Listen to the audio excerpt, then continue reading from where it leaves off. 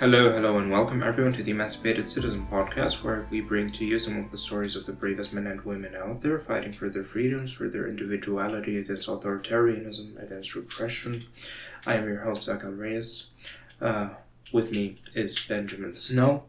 How are you doing, Ben, today? I'm doing pretty well, although the news from the last couple of weeks has been ground shaking almost. Well, I would say the news for the entirety of this year, in all honesty, and every week is just bringing a new installment to the horror, the complete and utter collapse of the liberal order in the West, really. I hope that our listeners have given some attention to the last installment I released here in text form, in audio form, and also in video form. We will be touching quite a bit on that, on the dismantlement of democracy and the rule of law in the United States, moving away from the liberal order, from liberal principles as they have been understood at the very least since the end of the Second World War, and the way that the West has kind of understood itself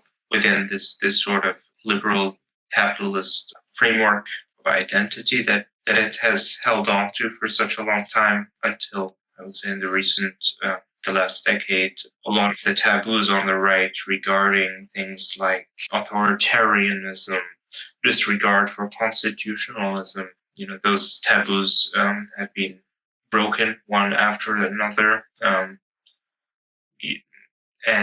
we're almost at a point, if we're not there already, where there's barely any common ground on which we can have debates and civil discussion, because this very basis of tolerance has basically eroded, especially in the United States. But of course, we have seen this in Hungary earlier, to a degree in Poland, right? Democratic backsliding, and that, of course, in large part following the Russian model, which we have talked about on the YouTube channel with a very insightful guest about the topic, Marta, who we will have on the podcast at some point as well, and continue the conversation about Russian propaganda and democratic backsliding. But yeah, so the topic today is political violence within the broader theme of democratic backsliding and the rise of authoritarianism in the United States. Now, Benjamin, you have been looking into the recent history of political violence in your country. Yeah. And would you like to share some of what you found and what you find interesting there? Yeah. First, I find interesting. So I think there have been 2 attempts to assassinate Trump, one of which apparently his ear was grazed by a bullet. I don't know if I can even believe that, seeing the before and after photos and no visible sign of an injury later. However, for Obama, before he was even elected, I'm sorry to interrupt, but yep. I really don't believe that he was grazed by a bullet. It's, he was injured by something, obviously. I don't have evidence to suggest any of it was staged, but an injury could have come from any number of things, right? There was quite a bit of panic. You might imagine some glass shattering here or there. His Secret Service people pushed him down to protect him. There were people around him. He went up, he went down. There were a few seconds where he wasn't on camera. He could have banged his head against something.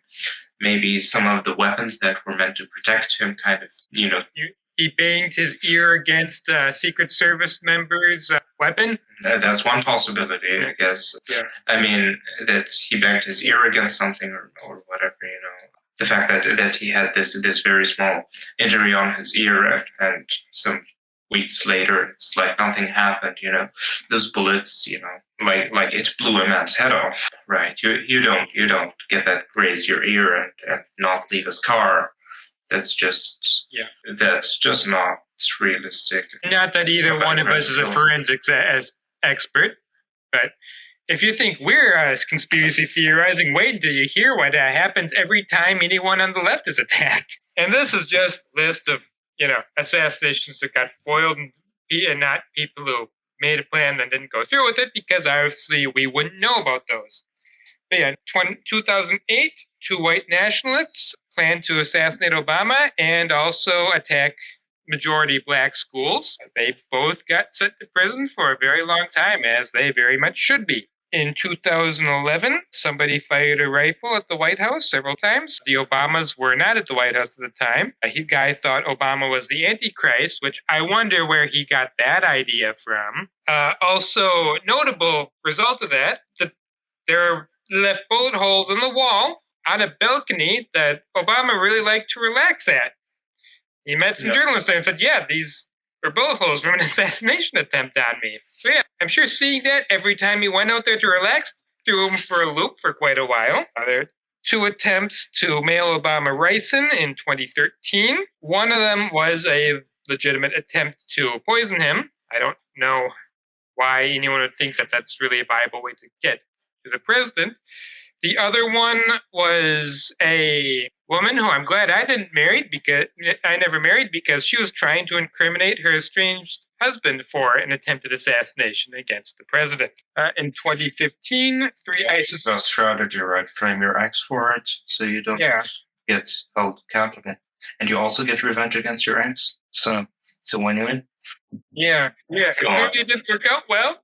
But yeah, 2015, three ISIS supporters planned to kill Obama with a bomb. They got very long terms in prison. They are also planning on bombing Coney Island, which is a giant amusement park outside New York City. In 2018, a Trump supporter sent pipe bombs to Obama and a number of other Democrats. And in 2023, a January 6th Capitol attacker was arrested near Obama's house with weapons and bomb-making supplies.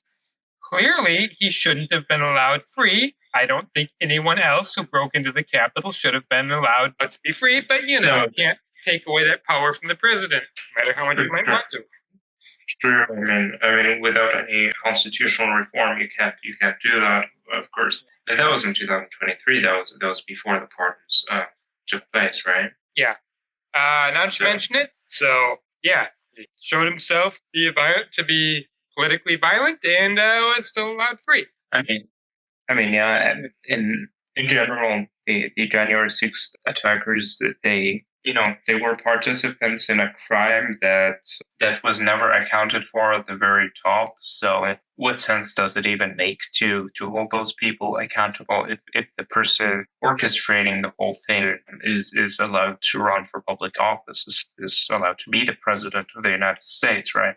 The whole system is broken. You want accountability for political violence. I guess this train is gone now, but in the period between 2021 and 2024, something should have been done. There are laws in place about barring insurrectionists holding public office. It's not something that wasn't foreseen by the Constitution. And as we can see now, it's not only a matter of individual accountability. You have an entire enterprise of political extremism here that, once a country allows the leader of that enterprise to take charge of the whole system, then the ones underneath are very difficult to touch, really. Right? So yeah, that's as far as the Obama assassinations go, unless you wanted to mention something else regarding the Obama assassination. Yeah, there was a 2025 threat, but I don't think that one's really worth mentioning that much about. I think probably almost every president has some, has their enemies and people want to kill them, and there's of course a system in place for protecting them, right?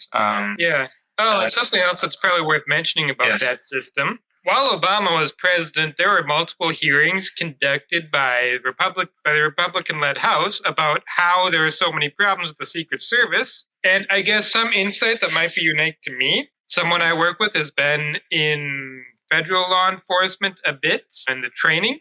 He's been through the trainings, and he went through the same training. And apparently, they have a pipeline for Secret Service agents. They come out of the Army Rangers.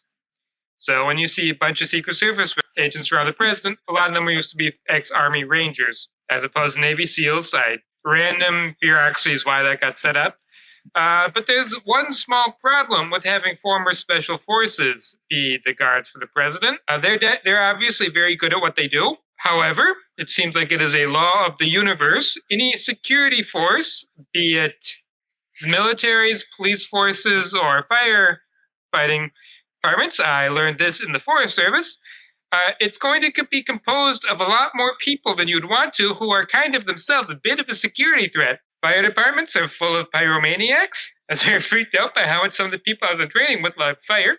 And I've heard that you will never find a larger group of functional alcoholics than special forces. When they have specific missions they prep for, the way special forces prep for missions, whereas infantry, and especially in the war on terror, are more likely to be ready to respond to a situation. Mm-hmm. Functional alcoholics can do that job well. And the Secret Service, they need to be ready to respond at any time, standing out ready.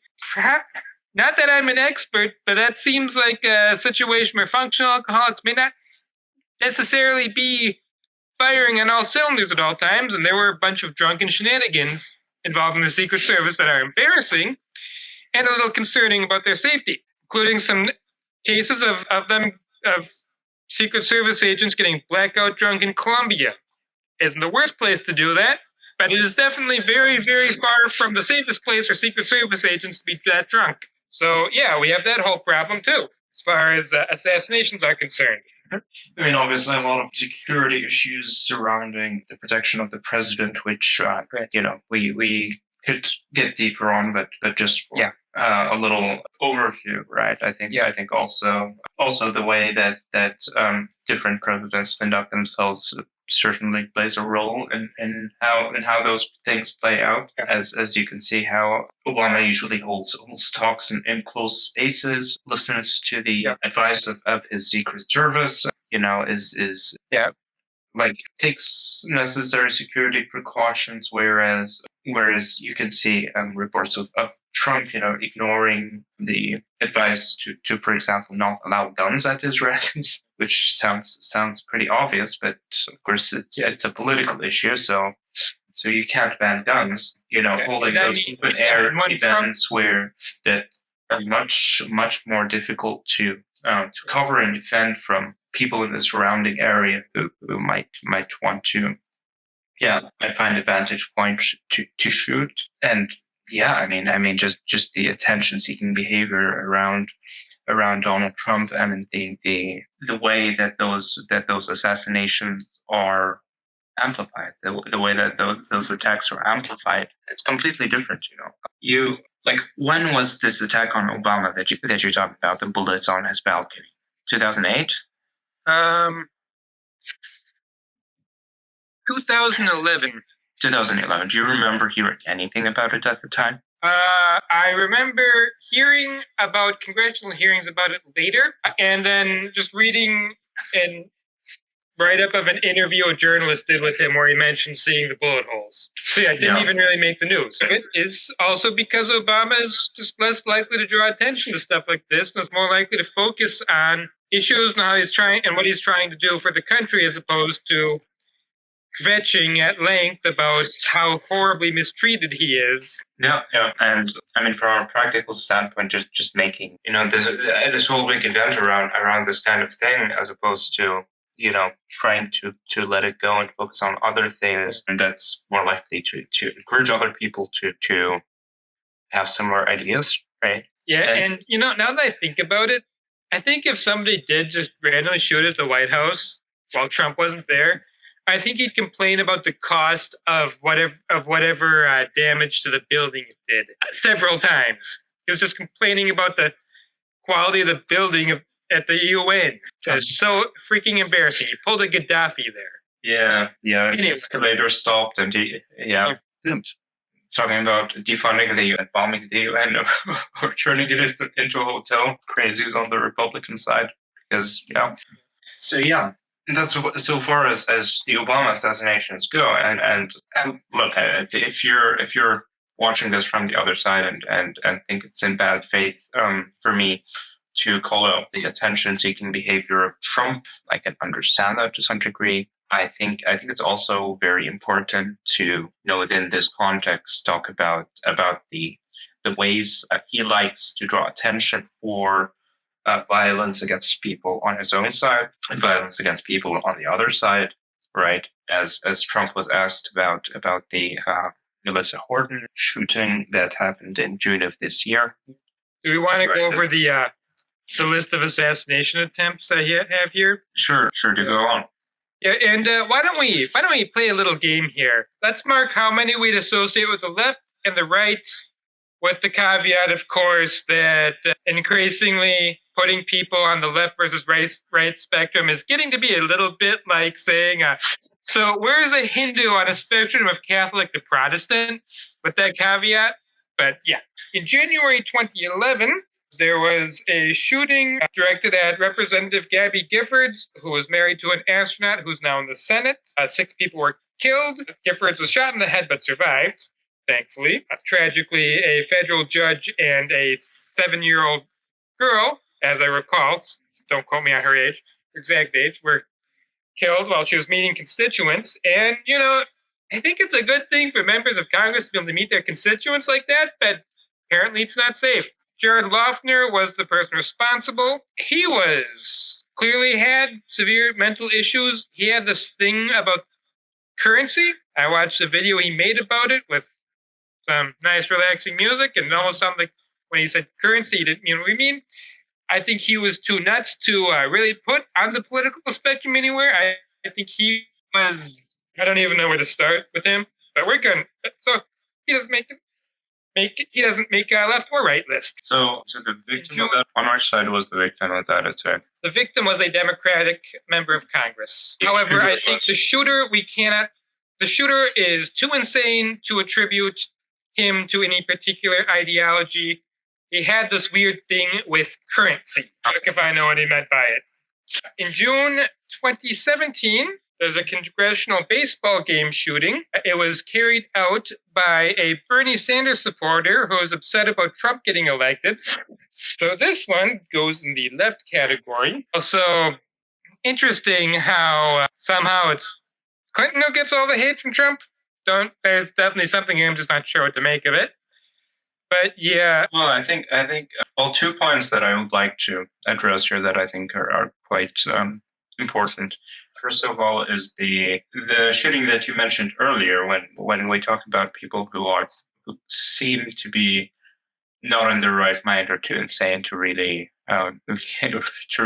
place on the political spectrum. That was kind of the same thing with one of the assassins that attempted to kill Trump during the election. He had this whole manifesto about saving the Western world from Trump, and he had some very grand delusions about this. Let me look it up and tell you more exactly. Yeah, but I believe he was generally considered a conservative by his classmates. Yeah, but according to The Guardian, Putin, here I am, man accused of targeting Trump, had delusional ideas about helping Ukraine.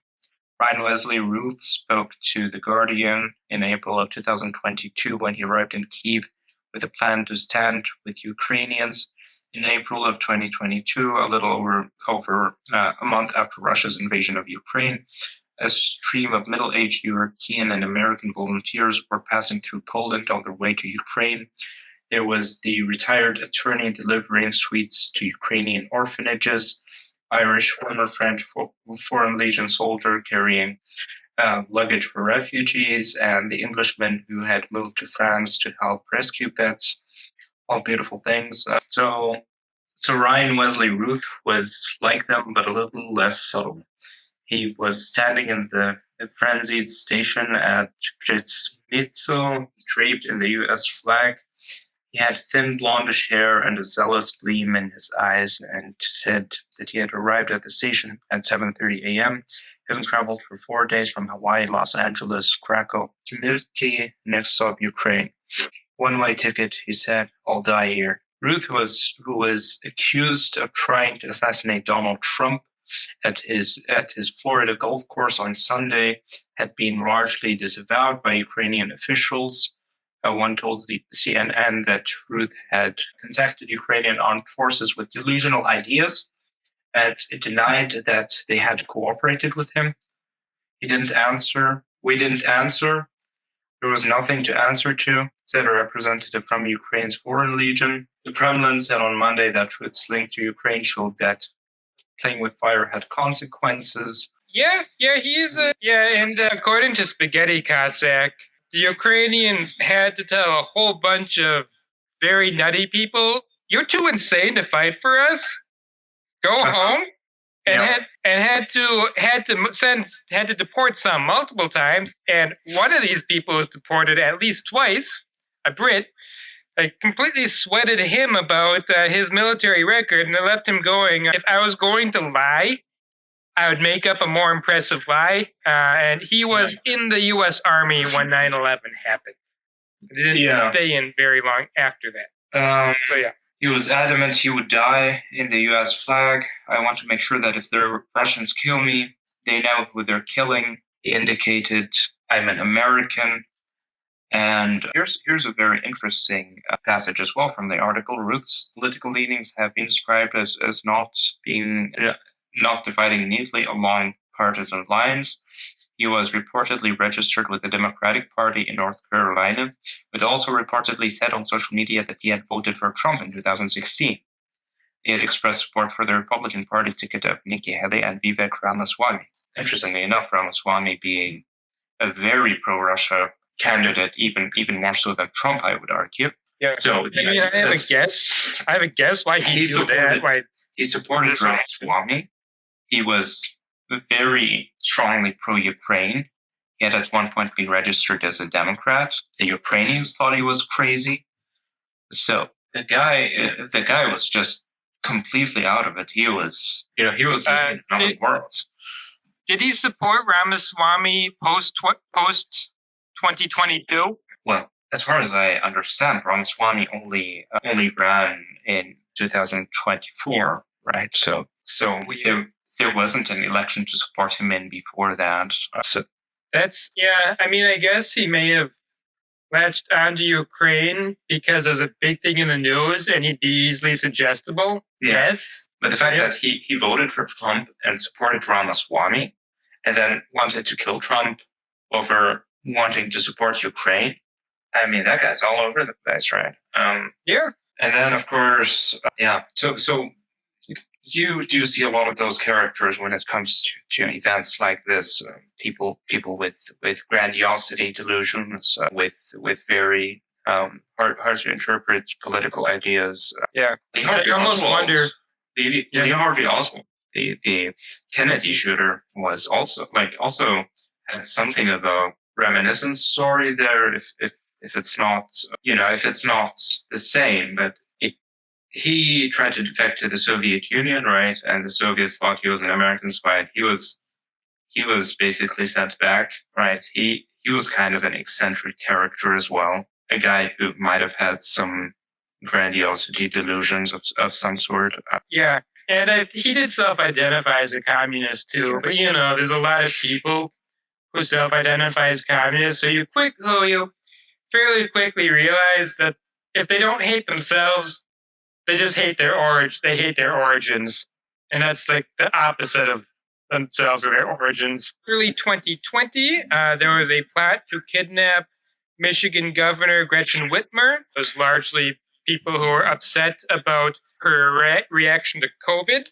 When you're planning to attack a public official, when you talk about a large group, it's very likely to get detected. But no one was injured.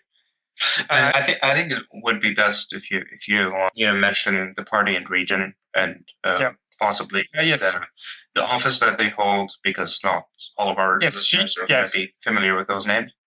Governor Whitmer was a Democrat. Yes, was a Democrat. And which office did she hold? She was Michigan a Democrat. Governor. Oh, okay, she was a governor of Michigan. Okay, go. So that's carried out by the right. In July 2020, there was an attempted assassination of U.S. District Judge Esther Salas. Her son was killed. The attacker was a self-proclaimed men's rights lawyer posing as a delivery driver. Okay. That's definitely coming from the right. In October 2022, there was an attack on the Pelosi household. Nancy Pelosi is the Democratic Speaker of the House or Majority Leader, depending on who holds the House at the time. Her husband was beaten with a hammer. He's in his 80s. So yes. Speaker of the House was attacked by somebody who would beat an 80-plus-year-old man with a hammer. Yes. Definitely coming from the right. And Charlie Kirk responded by telling his followers to pay the attackers bail. Yeah, that would be a true patriot who would pay the attackers bail. And Donald Trump made a few jokes about it, right? Yeah. In his talks, and oh, Nancy, how's your husband? And everybody's laughing, kind of. Yeah, completely making light of the situation and encouraging this type of behavior. Also, by the way, somebody attempting a political assassination like that and being able to get out on bail, is that normal? I don't think he was actually able to get out on bail. I think Kirk was just being a jackass. Attacking. I seriously doubt a judge in California is going to let out on bail somebody who attacked Nancy Pelosi. Yes. And, well... Even as much as people on the right complain about how weak and liberal the California justice system is. Yes. Yeah, but I mean, you can understand why they did that, right? Nancy Pelosi was a communist after all, right? Yeah. Actually, she's funny. The far right says most of the right says she's a communist, and she's a major leader in the Democratic Party, obviously, but the medium to far left also don't like her. I mean, in all seriousness, Nancy Pelosi is on the right end of the spectrum of the Democratic Party, right? Different countries and regions have different kind of measures to overturn windows, obviously, but you take a German standard or another European standard. Naturally, the American Democratic Party is a moderate right-wing party. It's not even on the left. Some people are, but you have moderate social democrats slightly leaning left, like Bernie Sanders or AOC, right? We have had a sort of post-war consensus since the Second World War, right?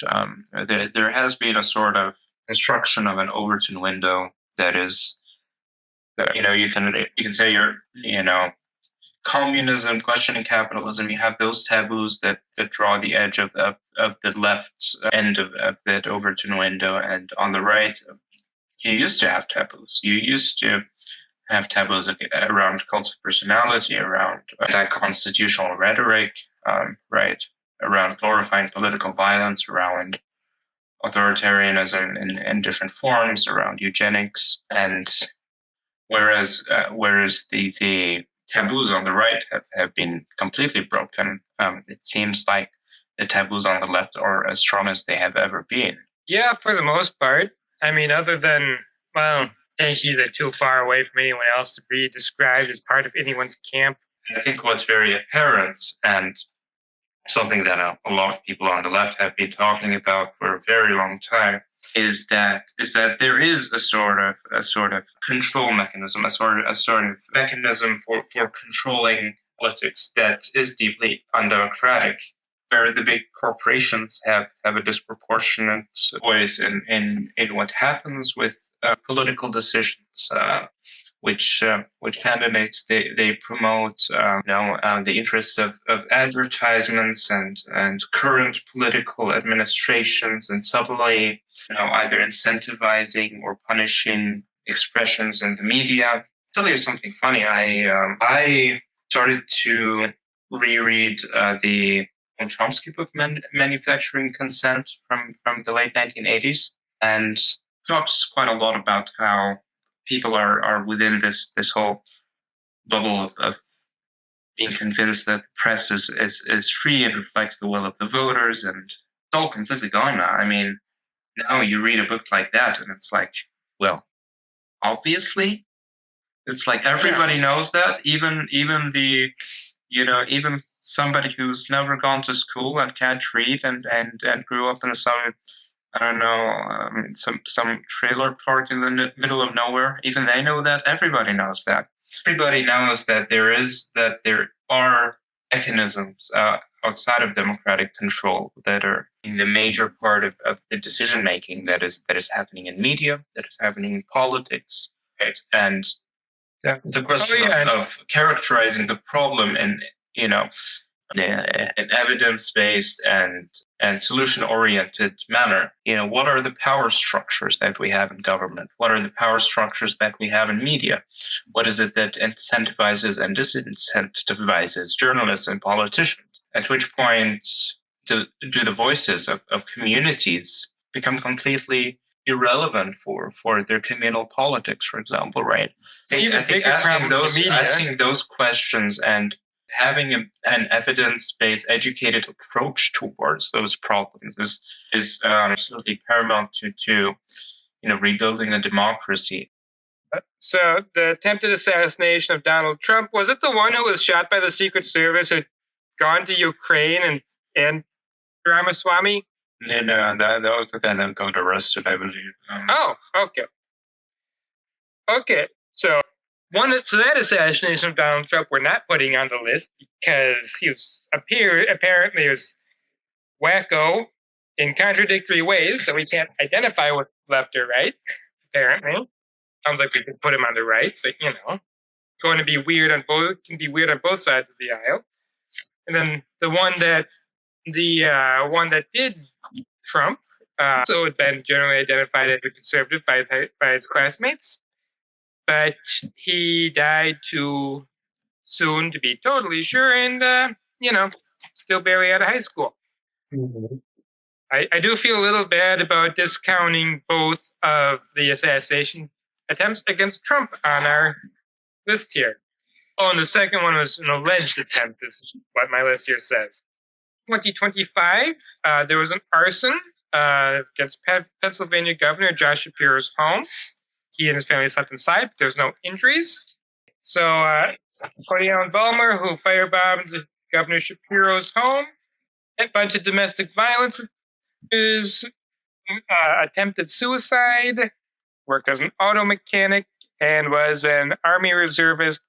He's onwards, deployed though, sergeant in his mortgage. And since he used a Molotov cocktail, not a gun, something we can't really stop people from getting a hold of, since if you have a car, appliances. Yeah.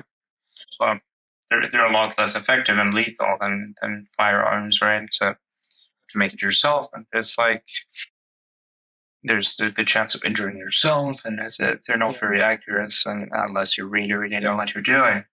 It's not supposed to be accurate. It's supposed to light a building on fire. And he talks a lot about the high cost of living in the U.S. Said can't pay rent, sell your fucking organs. Oh, yeah? This might be another one we can't really put on either side. I mean, it seems very much personal that it's to the shooting of the healthcare CEO. What's his name? Do you have his name on hand? Luigi Maglione. So yeah, when it comes to a lot of those personally motivated attacks that may or may not have to do with a larger political kind of organization, you will notice that a lot of them, can loosely be connected with more left-wing thought than right-wing thought. When it comes to affordability of healthcare and living and that kind of thing. Of course, you don't need to commit to a left-wing worldview to recognize those problems. To some degree, it's something that everybody kind of struggles with, right? So I guess this adds to the complexity of assigning right-wing or left-wing motives to people who do things like that. You have a lot of frustrated people, but barely an effort on the left to orchestrate a coordinated campaign of political violence, or quite honestly anything else. Not even they can't get anything done. They can't get regular politics done.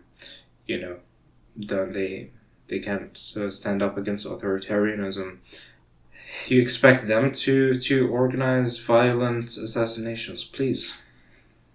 Yes. So, indeed. Going on to the list, in June of 2025, on a single night, a gunman shot and killed a member of the Minnesota House of Representatives, Melissa Hortman, and her husband, and then shot but did not kill Senator John Hoffman and his wife.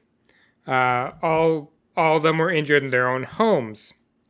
So I'll put that as two for assassins on the right. And with this one, the political motivation was quite obvious and completely unambiguous. The shooter was motivated by his pro-life political beliefs and had a problem with those representatives' stances on reproductive freedom. Furthermore, this shooting also gave the Republicans a brief majority in the state house, as this representative was killed. There was a 66 to 67 67 to 66 advantage that the Republicans had at that point. And although a lot of Republicans on the in the Minnesota House of Representatives gave lip service for the condemnation of political violence and that kind of thing, they seemingly did not shy away from taking advantage of this political situation of having a brief majority until interim elections were held to replace the at that point vacant position. Right. Apparently, they seem to have challenged the eligibility of some Democrats to even be in the House. So from the Minnesota Reformer, Minnesota Democrats consider holding out from legislative session until special election. Hopes for bipartisan committee at the state capitol this year forced upon Minnesota House voters who sent 67 Democrats and 67 Republicans to the Capitol were already crashing. House Democrats are mulling not showing up for the first 2 weeks of the legislative session to prevent the chamber from achieving a 68-member quorum, according to lobbyists who've spoken to members and confirmed by two DFL legislative sources. Doing so would effectively shut down the House, as Democrats seek to block Republicans from using their temporary one-seat advantage to elect a GOP House Speaker. So clearly, the Republicans were planning to take advantage of this tragedy for political gain within the House of Representatives in Minnesota.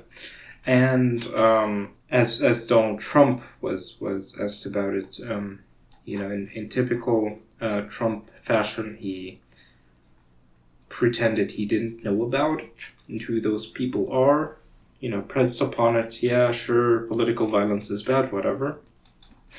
Apparently after the Charlie Kirk shooting now, where he let the flags fly at half-mast and did this whole big state funeral stuff. Well, would you do something like that for Melissa Horton and the victims of this very clearly targeted political violence that was supposed to have actual political effects? Playing ignorance, like pretending not to be on the to not have any of this on the radar. It's either that or you make jokes about it and glorify it and tell people to pay bail for those people and support those people and call them patriots. Right. Yeah. And what I thought was most insightful that I heard about the assassination, the aftermath, was you had a whole bunch of people on the right who were absolutely convinced that it was a leftist who had dated a trans person. I keep seeing that on social media. It doesn't sound like that was the case. And then there were a bunch of people on the left who hadn't even heard of the word groiper until the assassination, who were absolutely convinced that the assassin was one, and that is a supporter of Nick Fuentes, who are really kind of nihilistic. And Nick Fuentes, he's on the right. He had a huge feud with Charlie Kirk, and frankly, if Nick Fuentes said a cake I baked was good, if I baked a chocolate cake and he said it was delicious, I'd consider dumping my grandmother's recipe because he is that consistently awful. Yeah, probably the first person in history to call himself a proud incel. And it's like, I'm so proud of that I'm not able to get laid.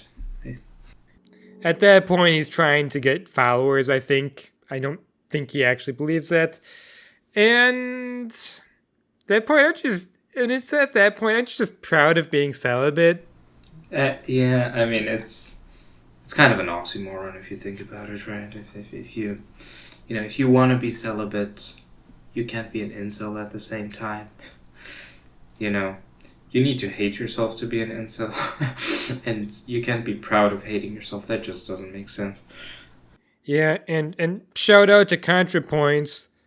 She made a good point about them. Anytime people get sufficiently crazy in a right-wing direction, they always start talking about skull shape, and incels talk about their own inferior skull shape to an amazing extent that I just can't understand. Yeah. I mean, like, the guy was clearly also disturbed, and he was very, very deep within internet subcultures, and, had apparently one bullet engraved, if you're reading this, you're gay, LMAO. Some like, just random memes among Bella Ciao, which, yeah, okay, that's kind of a leftist song, but he's kind of all over the place there. I'd argue anti-fascists can cover the entire political spectrum. And I've also noticed a surprising number of people who self-identify as anti-fascist since Russia invaded Ukraine, all of a sudden can't see fascism when it's coming out of Russia. Yeah. I mean, honestly, at this point, I think, you need to ask yourself: Do you even know what fascism is? Do you even have a concept of what you understand as fascism? Because look, fascism is one of those very loaded terms that a lot of people will have a lot of different definitions of, and of course it originates with Mussolini and his political movement, his totalitarian movement there, and many elements of it were applied in Spain and applied in Germany in the form of National Socialism, of course. And the first generation of fascism is, of course, long gone, but a lot of elements of that tradition do survive in political traditions that we still have today. Like, referring back to some of the latest YouTube videos released on the Emancipated Citizen YouTube channel, right? Once you start combining fascist language, Nazi symbolism with something like trans rights, LGBT people, Ukrainians wanting to defend their country, right? At that point, like, are you just calling everything you don't like fascist now? And yeah, people on the left do it too. Probably even more often. Yeah, I'm happy to grant that. For a very long time, a lot of people on the left, kept overusing and abusing this term until it's lost a lot of its meaning. I don't know if you want to consider that on the left, but especially Marxism, Leninism, the Soviets, talking about fascist imperialism and from West Germany or whatever, and I will say there's also a whole lot of people on the right who throw the term fascist or Nazi around with zero understanding of its meaning and say National Socialist equals leftist, which read the first 20 pages of Mein Kampf and you'll understand why that's wrong. But the point that I was getting at when it comes to fascism is that There is a reason why we have come to understand, in Western culture, that this is a bad thing. This is something that we need to be very careful of. Those are mistakes that we should be careful not to repeat. And there are characteristic elements of that. Fascism emerged as a reactionary movement from within a democratic political system. It is a counter reaction to liberal democracy from within. It is populist a populist mass movement that has gotten the idea that liberal democracy is not working for them, right? And that they need a leader to take care of their problems instead. Or in very basic terms, you can associate fascism with that, at least. And whether you want to call different movements, whether you want to call Viktor Orban and his power grab fascism, or whether you want to call the Muslim Brotherhood and their power grab after winning an election legitimately in Egypt and working to get rid of all other political representation, whether you want to call Trump a fascist, I certainly would, but I don't think it necessarily matters which words you want to use in terms of referring to a development that is existentially threatening to our way of life. You can allude to the parallels by using similar words: quasi-fascist, fascistoid, whatever, Christo-fascist, similar to fascism, whatever. I think the important part is just getting the idea across. Yeah, we have something of a Trojan horse, something of a threat from within that is, that we're inviting into our halls of power to ultimately destroy the principles upon which our societies are built on. Yeah, and what I think is most stunning in Charlie Kirk's case is how if just listen to the daily podcast about his funeral, how many people were calling for revenge, calling for mass murder in response. All this claims that it's a sign that the left is inherently violent, and it's kind of hard to put a political where on the political spectrum his assassin goes, but who knows.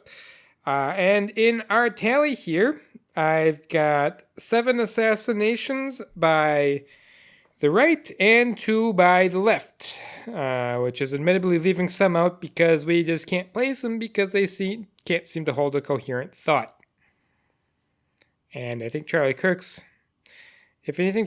assassin is probably in the can't really hold too coherent of a thought that goes outside of internet memes. Which, if anything, sign that we need to keep people who can't hold a coherent thought from getting access to guns. It sounds like that might be something that would have prevented this in Charlie Kirk. I mean, I'll grant, he said that the occasional death from guns is worth it to have the Second Amendment.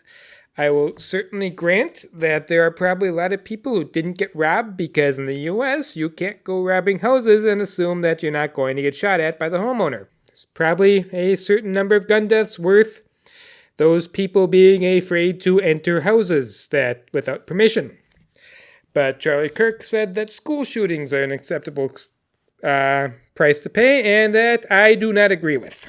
He's very much ready to take into, to accept the price of countless children being killed every year for this supposedly God-given right to bear arms. has advocated against really any kind of restriction there. This person has a problem with the concept of empathy itself. So as much as it might seem kind of silly, to feel empathy or think that the sacrifice of his life wasn't worth it. I actually do. I actually think that it's not just about him. He was a terrible person, right? He was a low-life fascist who was really doing everything in his power to glorify violence and put into question every pluralistic principle that we have in our society. But I think also, we shouldn't be tolerating violence like that, and we shouldn't be treating people according to their own standards, but ours. I personally think that every human life is valuable. I don't think it's okay to kill anybody unless there's an absolute necessity in a situation of self-defense or something like that. And I think this kind of thing just normalizes a culture of violence whereby the next victim can be on the right, can be on the left, any public speaker who somebody doesn't like their positions. This affects so many more people than him. Not to mention his family, whose loss I'm sure must be devastating, and I do.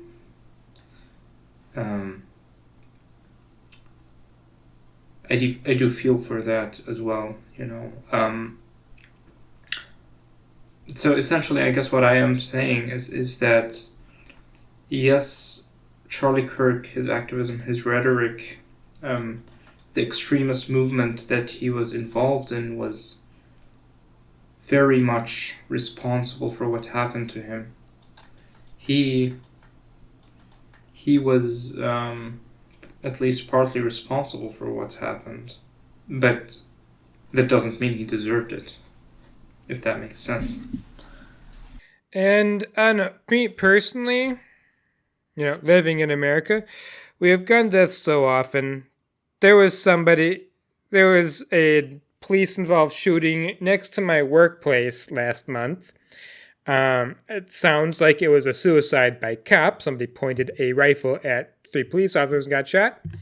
Then we have all the school shootings, all the assassins we talked about. What will not make the list, but is also a constant state of existence in the U.S. Constant racist violence, constant attacks on synagogues. I grew up in a mainline Protestant church where it was always safe. I went to visit a mosque, a synagogue, and they had to have armed police officers in the front because it is that dangerous to be a Jew in going to a synagogue in North Carolina. Apparently, they just need to have armed police officers at the entrance for every single meeting. And when I was in college, I thought Israel was way out of line. I thought the idea of responding to the Holocaust by making an ethno-state was outrageous. Now that we've had a rise in both Islamist-derived and old-school right-wing anti-Semitism, I think it's a necessity. Because there is constant vandalism and arson of synagogues throughout the U.S. We had mass shootings at a few of them. And it's just, in general, hard to get upset about one more shooting of somebody I don't like.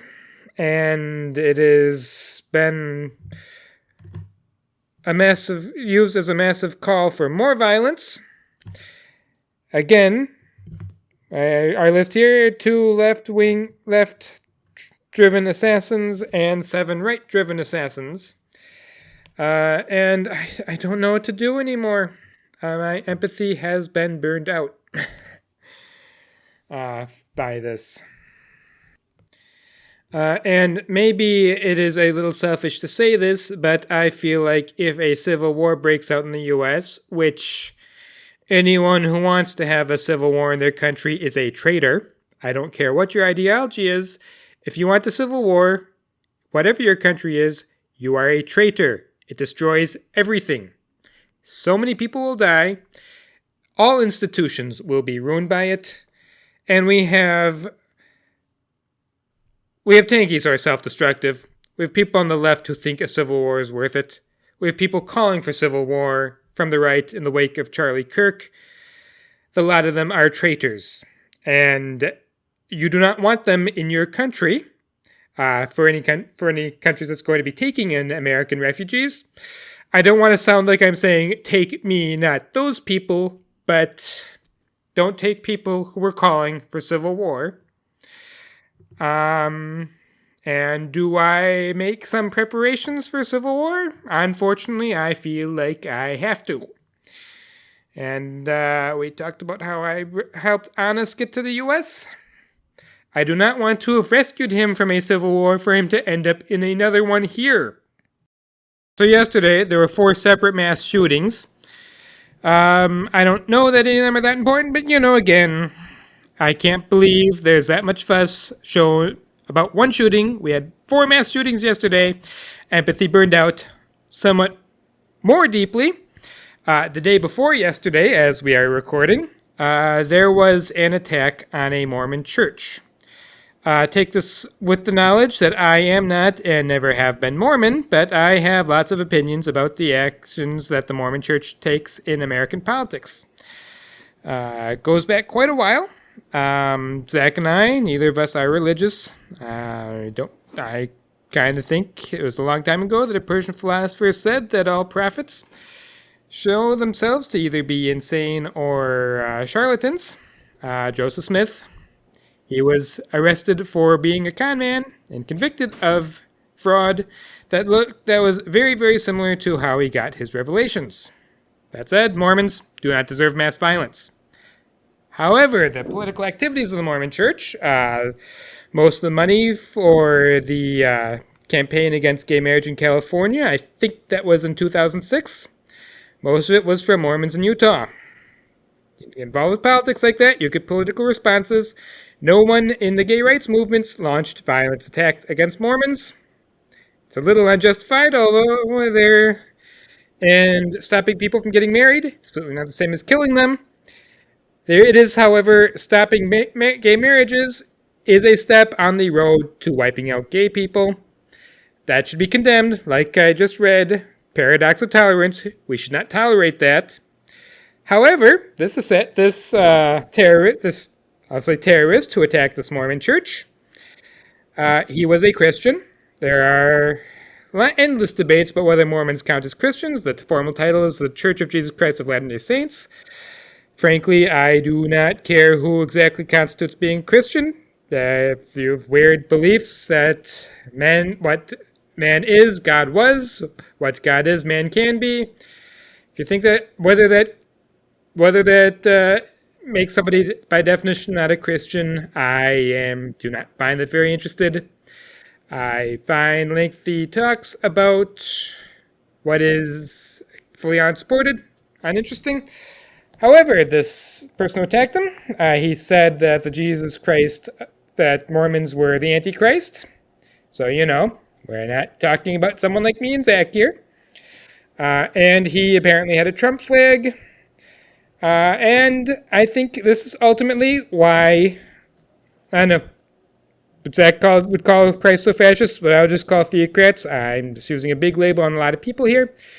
They're pushing to have enshrine intolerance in our laws. That's the problem, though. When your intolerance is coming from your religion, that will inevitably result in clashes between different branches of the same religion. It's like Sunni-Shia clashes have been going on for a long time. They both attack people that Americans would have no distinction from Muslims, i.e. Yazidis. We have now, I guess probably Protestant on Mormon, case Protestant on Mormon violence. They have not gotten along in the past, and mostly, yeah. I mean, look, I think this is just a continuation of the breakdown of our pluralistic bedrock to our society, right? I've talked in the previous show about how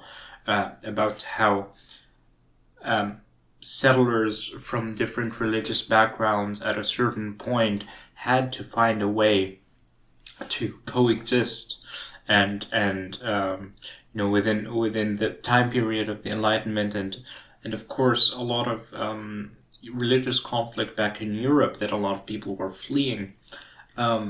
It wasn't atheists like you and me that were pushing for a model of pluralism where no religious establishment would be paid respect to in the establishment of any law in that country, right? It's a very practical bedrock principle to have in a society that has really any diversity of beliefs, and I think a lot of people, because it has worked so well, a lot of people have kind of forgotten why it's so necessary, and so it's kind of a classic, one of those historical kind of amnesia, where after a few generations you just, okay, we forgot why we have this measure in the first place, so let's see what happens if we get rid of it, and then disaster happens. That's what happens, and you wanna get rid of our pluralistic principles of liberalism, of freedom of religion, that kind of thing, right? Sure, that's gonna hurt us, but trust me, it's gonna hurt you even more in the long term. You're going to fucking destroy each other until there's nothing left. And I think I think this is an important lesson to take out of it, more than it is. It doesn't even seem like a right versus left type of violence anymore. It's just a manifestation of a culture that rejects pluralism, that rejects tolerance, that rejects democracy, that fuels even right on right violence so much, and this is right, big part of the problem, and a point to what you were mentioning about the paradox of tolerance. I forgive me, I can't remember exactly where this comes from. There's a quote that I read at some point, and it really resonated with me. Is it's not sustainable or practical to view tolerance as an absolute moral standard to be applied to everyone. Right. Viewed rather as a sort of social contract that we shall only extend to those who extend it back to us, right? It's like, I am not going to say I am going to respect your right to freely express yourself, period. No. I am going to respect your right to freely express yourself if you're also respecting my right to do the same. Right? And if you're expressing yourself and saying that my right to express myself should be taken away, then, well, I don't support your right to express yourself. And I think more importantly than just Mormons, at least as far as number of people involved, the inevitable result of people feeling like they can impose their religion through the law, there will be Protestant and Catholic violence will be inevitable. There's already a whole lot of Protestants who don't like Catholics. Catholics kind of inherently, maybe they don't like Protestants as people. They kind of theologically do not agree. I mean, how insane and hypocritical is all of this? With, like, okay, sure a lot of this movement is being led by the Protestant evangelical side of things, but you know, you have Catholic converts like J.D. Vance, other Catholics. You have Mormons kind of supporting a lot of this shit, and it's like, yeah, what do you think is going to happen to you after that? Yeah. Also, about that, You know, Catholics. there are several subgroups within the Catholic Church. There are so-called crib Catholics, people who are born in the Catholic Church. A lot of them are very irritated with a lot of converts who are, you know, the J.D. Vance types who are promoting theocracy. The positions of the Catholic Church does not put them in either party of the U.S. They may be very anti-abortion. They may be anti-gay, despite over half of their priests being gay, from what I hear. But, you know, who cares about the sexual orientation of a celibate person? But at the same time, they are very invested in taking care of the poor. So... Actually, it makes sense. I've never thought about it much, but you know, if you're in a society where being gay is considered like taboo, and you know, celibacy and priesthood is a prestigious kind of option to have, then yeah, probably a lot of people who are gay are just gonna go into the priesthood. Actually, I mean, the Catholic Church historically has been like obviously very conservative, very authoritarian. It's changed in some ways here and there, but I think that it's indicative of just how extremely far to the right the American Overton window has shifted. I actually think the Catholic Church would fit in a lot better. Yeah, with the Democratic certainly Party. Their beliefs about taking care of the poor, You know, yeah. like the Pope. And the Pope may have been born in the U.S. I believe he himself has said that he is as much, was it Uruguayan or Peruvian, as he is American. He served there for a very long time. So, yeah. And also, prospect of Protestant and Catholic violence, that's kind of hits me in a unique way. I may have been raised in the mainline Protestant church before I left. My father's family is Catholic. My grandmother's was quite Catholic. She pulled my grandfather to the Catholic Church. He went so hard when he had a choice between Latin and English maths, he chose Latin. And I mean, admittedly, I don't know that anyone in my family is still more than nominally Catholic, but you know, I don't want people like one part of my family attacking people like another part. I mean, actually, I think just circling back a little bit to this designation of theocrat versus Christofascist, I think it's actually very interesting and pertinent here to mention how a certain subgroup of Catholics, you think about Mussolini, you think about like, you know, the mafiosi type Catholic people, and you know, and then you think about J.D. Vance, who very neatly fits with fits within all of those categories, kind of. And I think a difference between somebody like that and a traditional theocrat is that a traditional theocrat would look to the Vatican for guidance, whereas if you look at somebody like J.D. Vance, they want to impose their own authority on the church. It's not the other way around. You know? Yeah, and the church would tell J.D. Vance to knock it off, and I think they actually have.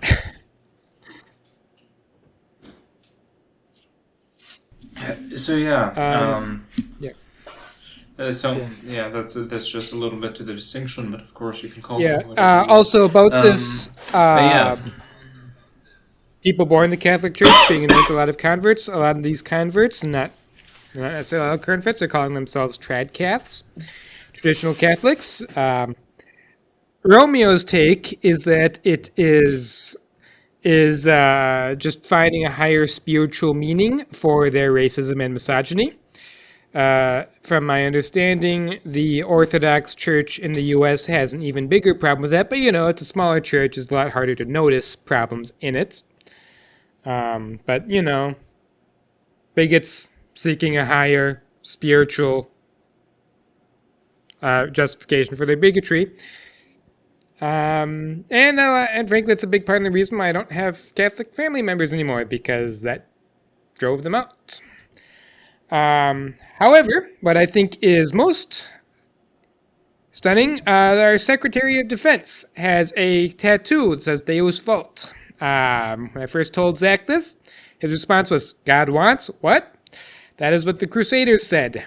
And the parallels between our Secretary of Defense and a Crusader go even deeper.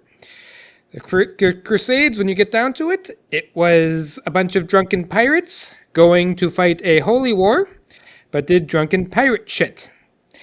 Killed a whole bunch of people. In the Fourth Crusade, they turned on the Byzantines. They sacked Constantinople. They carved up fiefs inside of what was previously Eastern Greek-speaking Roman territory. And that was part of the death spiral that ultimately led to the Ottomans taking Byzantium. Incidentally, Orban, I'd argue he is a traitor to the entire West by helping Russia. The guy who made the cannon that took down Constantinople's walls, also named Orban. You can't make this up. When I said the Crusaders were drunken pirates fighting a holy war and doing drunken pirate things, after Constantinople fell, the Knights Templar were a holy order that paid their bills with piracy.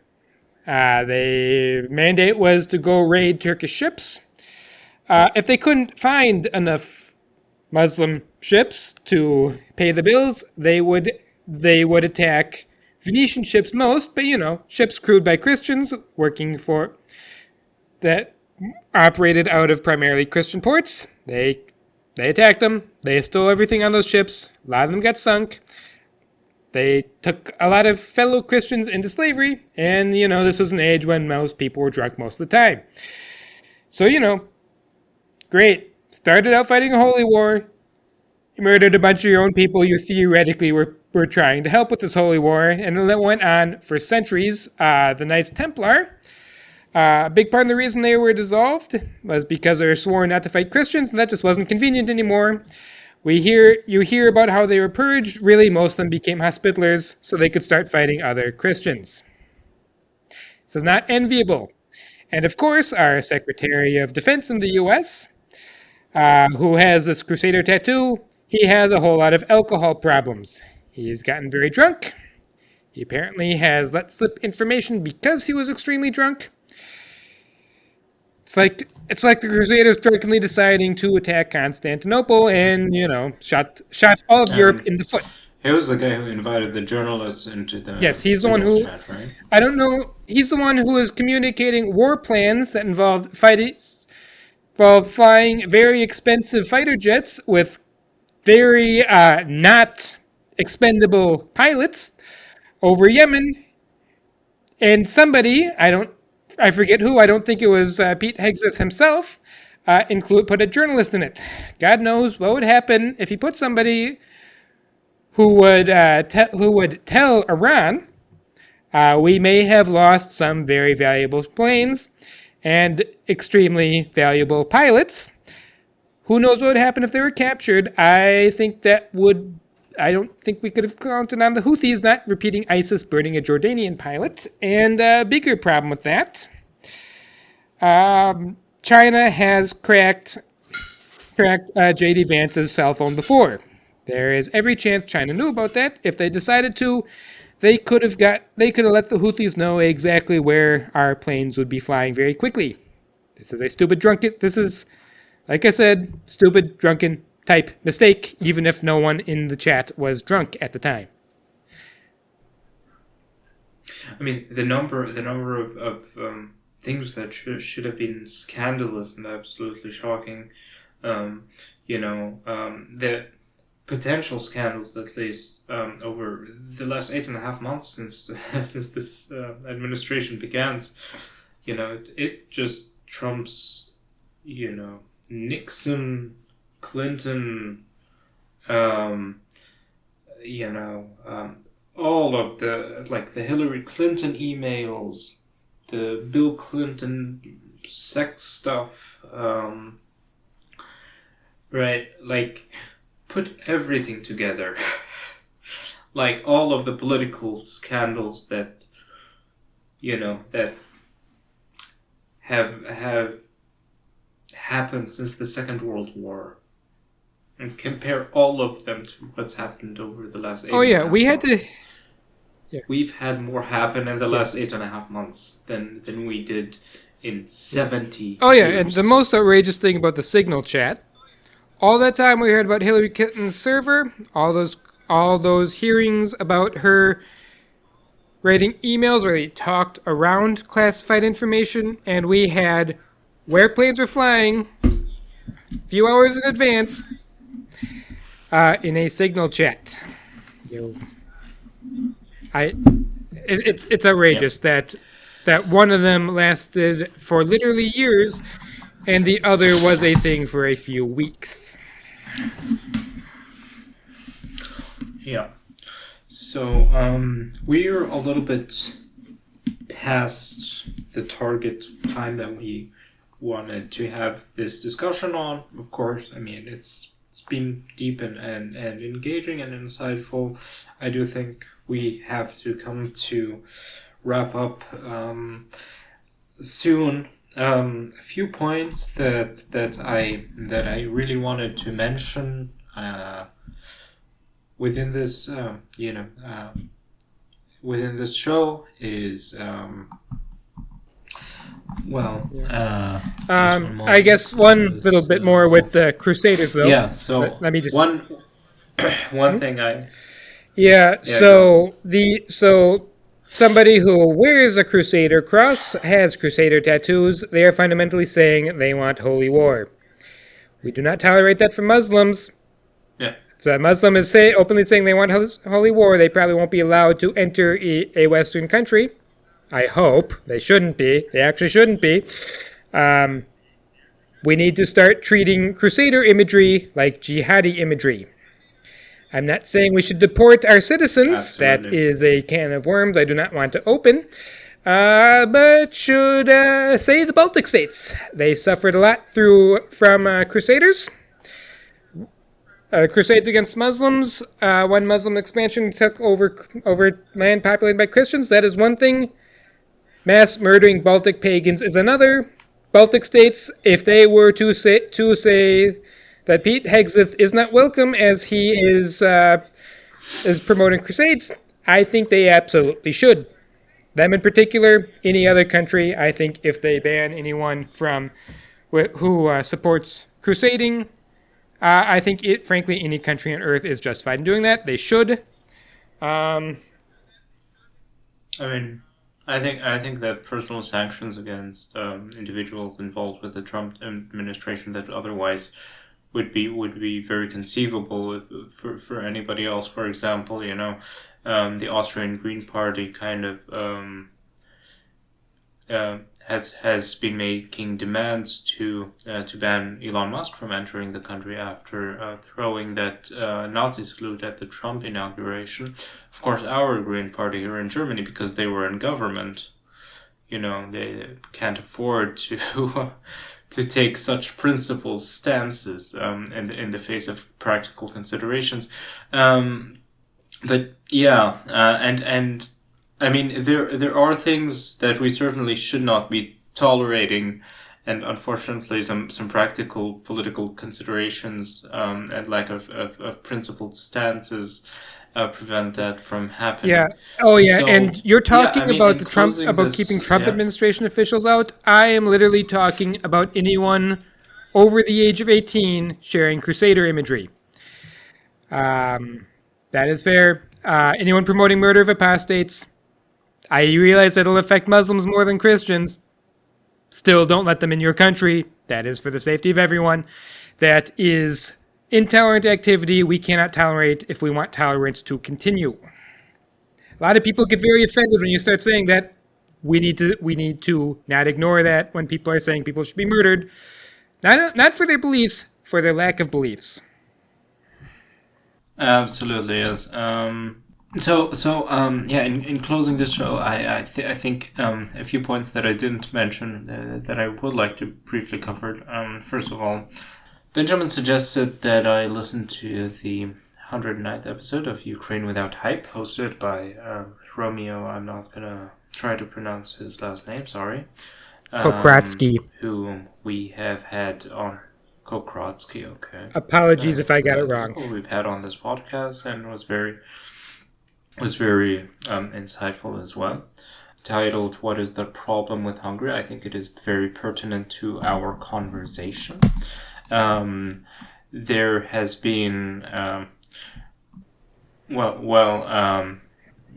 lot of what they have been talking about there has to do with the democratic backsliding, the new constitution of Hungary that was adopted after joining the EU, which would have made it impossible to join and would have potentially had them removed from the European Union if all of the member states could unanimously vote on that, which has been difficult because you've had also other authoritarian leaders over different times that have sort of had this veto to retain the flagrant disregard for European human rights law and norms for democratic institutions and our liberal order, our liberal bedrock of our society, and openly calling his system an illiberal democracy, as Putin would call it, something like a directed democracy,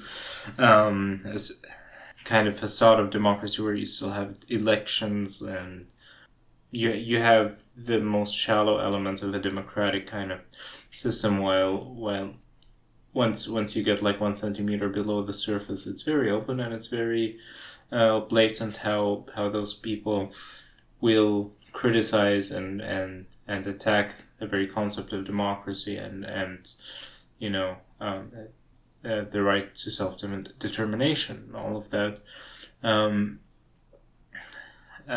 You just need to look a little bit below the surface, and it's the same with Trump. It doesn't take a genius to realize that. Just look at what he says when he's asked about whether he would uphold the Constitution, or whether he has to uphold the Constitution, which he has taken an oath to do as he became president. The Kremlin has been exerting massive influence in its area of influence. We have talked about the NGO propaganda law with a Georgian activist on this podcast, which I would very much recommend.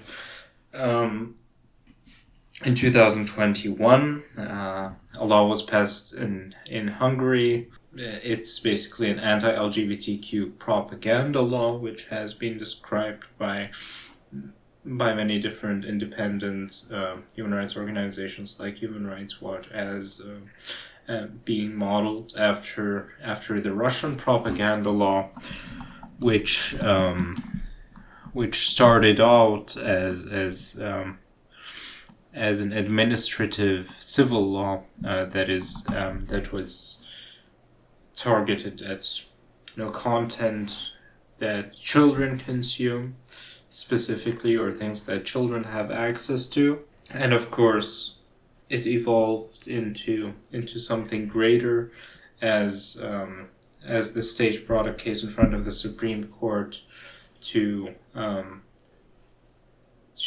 label LGBT advocacy broadly as as extremist movements, right?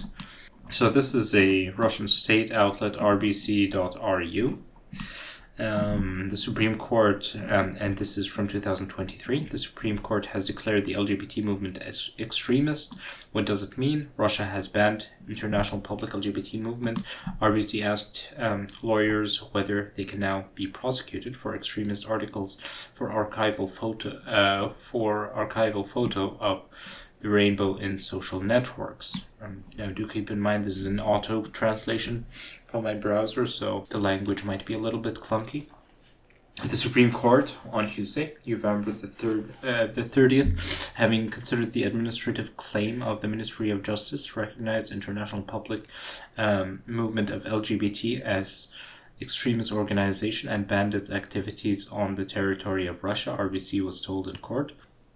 The claim of the Ministry of Justice, which was filed in court on November 17th, was considered in the presence of the plaintiff's representative. There was no representative of the defendants since the case was classified. The meeting was held in closed mode. Journalists were only allowed to announce the decision. The court said that the decision was to come into force immediately. It is impossible to challenge it.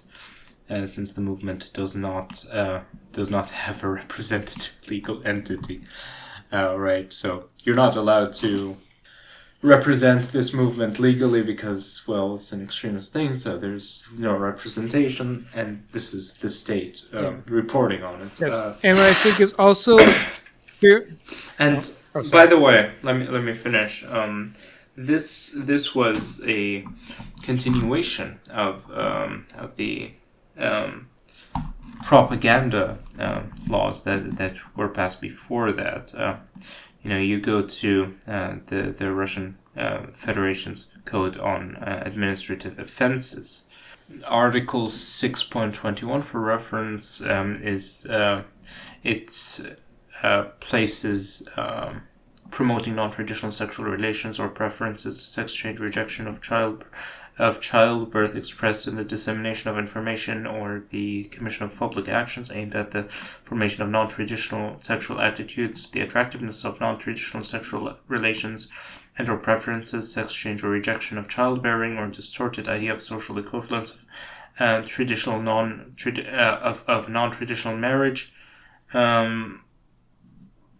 Article 6.21.1, this code, if these actions do not contain a criminal offense, entails the imposition of an administration fine on citizens in the amount of 50,000 to 100,000 rubles. Yeah, so this was an older administrative law aimed to suppress activism. The newer one makes such organizing criminal, and now you can go to prison for that kind of thing in Russia. Now, I think that where this is relevant is that, well, you've had very similar steps in Hungary. You've had very similar step happen in Georgia, which we've talked about, as I said. And we are seeing also advancingly in the United States with the very conservative Supreme Court. We're having similar kinds of laws creep in very slowly. Another parallel with the Orban movement, as I said, Ukraine without hype. They talk about it in more detail, but basically one of the tactics that those people use to manipulate democratic processes is essentially to make voting more difficult for constituencies that might not vote in your favor. So in the case of Hungary, national minorities abroad that might have more nationalist attitudes were able to vote by mail, for example, whereas other foreigners in, say, Western countries would have to go at a very specific time to the embassy. It's the same with Trump, right? He tells his supporters to vote by mail. It's not a problem there. But when Democrats win elections through mail-in voting, then it's fraud. It's unheard of. No country does that in reality. I mean, most countries do that. Russia does that. Voting by mail is internationally commonplace, right?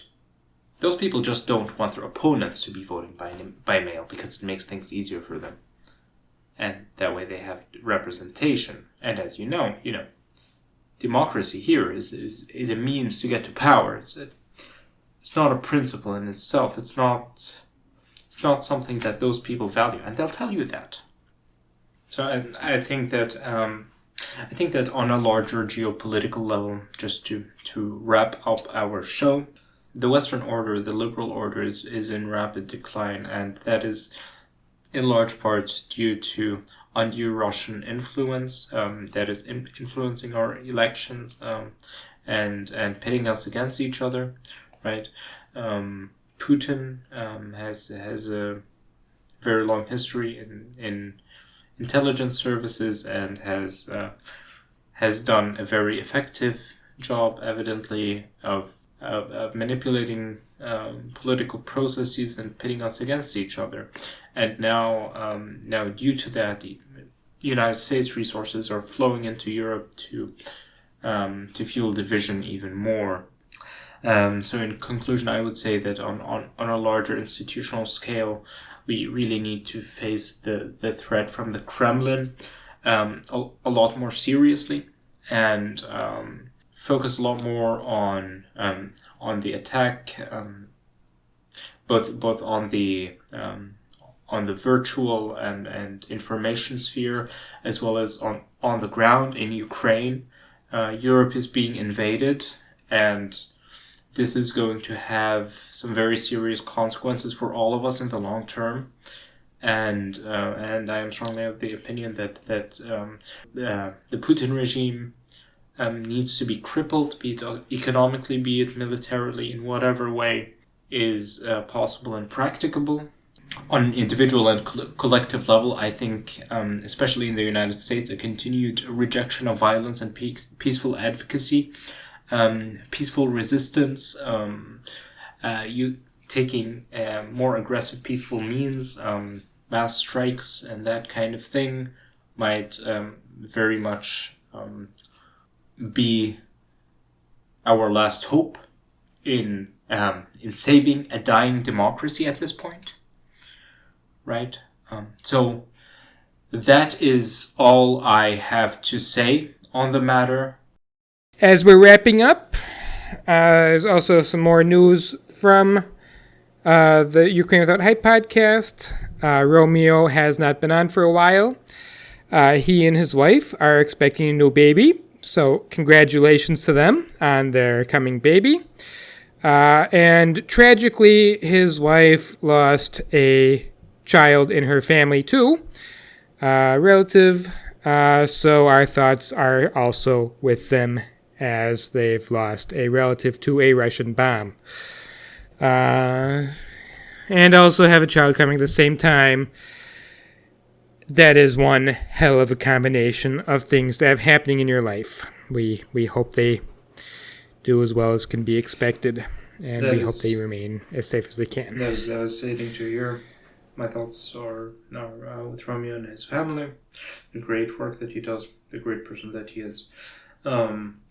So yeah, as I said, keep resisting, keep pushing for nonviolent, anti-fascist, decisive action, despite everything that the Trump administration might be throwing your way. A lot of people around the world are on your side. Fight for your democracy and do not give up. Yeah, that being said, thank you so much for listening, everyone. This has been the Emancipated Citizen Podcast. Check us out on Instagram, Facebook. Check out our YouTube channel, where some extra content that is not on the podcasting platform will be available. Yeah, for early access to our content, do consider becoming a patron on our Patreon page. You can also consider making a one-time PayPal donation if you'd like to do so.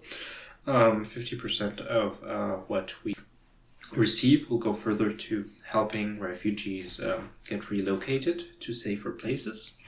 As Ben especially has been working tirelessly in doing, supporting a number of people. We've had this episode about Anas recently. So yeah, consider supporting us. Follow our pages on YouTube, Instagram, and Facebook, as I said. Take care and stay safe, most importantly, and goodbye.